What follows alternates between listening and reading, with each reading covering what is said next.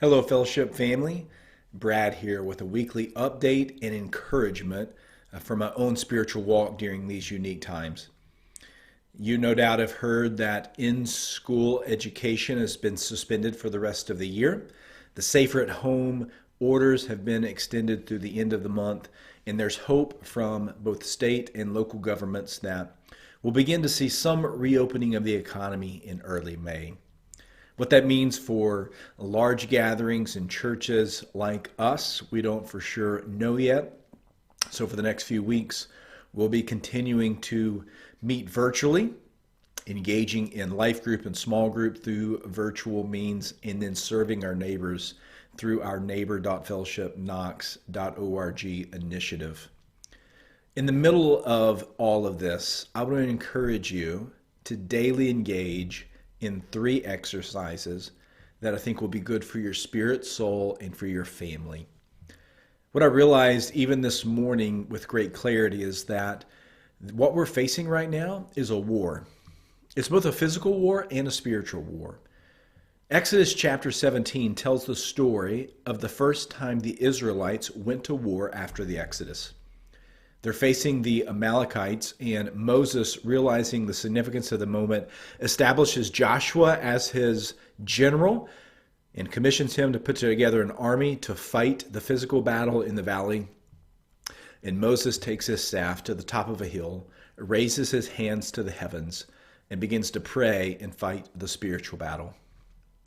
Exodus 17 tells us that as the battle goes on, Moses grows weary, and as his arms would fall, so would Israel's work in the battle. The Amalekites would begin to prevail. But as his arms stayed towards the heavens, Israel would prevail and begin to win the battle.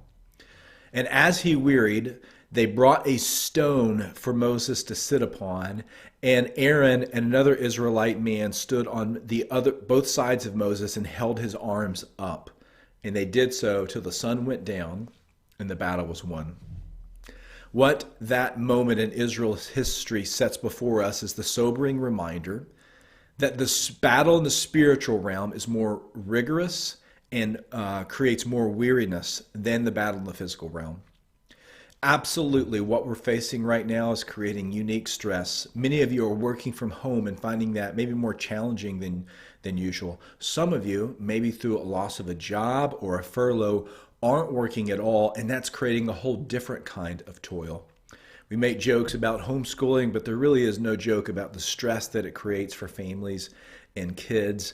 Vulnerable communities are having to fight to get good food and access to necessary health care, and there's so many other physical stressors. But the spiritual realm, that battle, is where the real war is being fought and where we're more prone to weariness than even in the physical. I want to encourage you from what we see in Moses.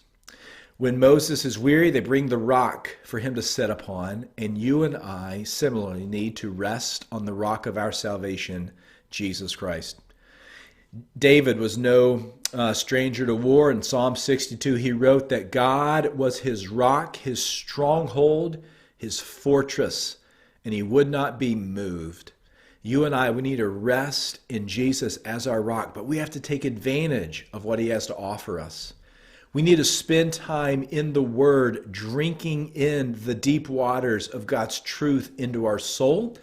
And we need to spend time quieting our soul, resting in Jesus through prayer, bringing him what is creating doubt or fear or worry in our hearts. So we need to have a steady presence from the rock that is Jesus in our lives. We need to take advantage of it through word and prayer. But also, Moses had friends hold his arms up when he was weary. Part of spiritual warfare is fought individually and privately, but not all of it. The other phase of spiritual warfare is fought with other people. Prideful Western self-sufficiency will get us killed every time. The most at-risk person at war is not someone who's fighting a fierce battle, but one who is fighting alone. You and I, we need others in this.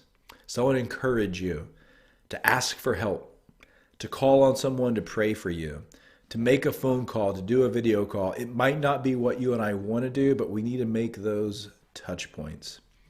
You and I, we're going to face this moment, and we can. And with the strength of the Lord at our back, we will overcome this and grow from it and know Jesus better and learn how to serve one another, including our neighbors, better. But we've got to win the battle in the spiritual realm. If we lose the battle in the spiritual realm against our sinful flesh, we'll lose the battle as parents, as spouses, as co-workers, as friends, as spiritual leaders. So let's fight. Let's rest upon the rock that is Jesus.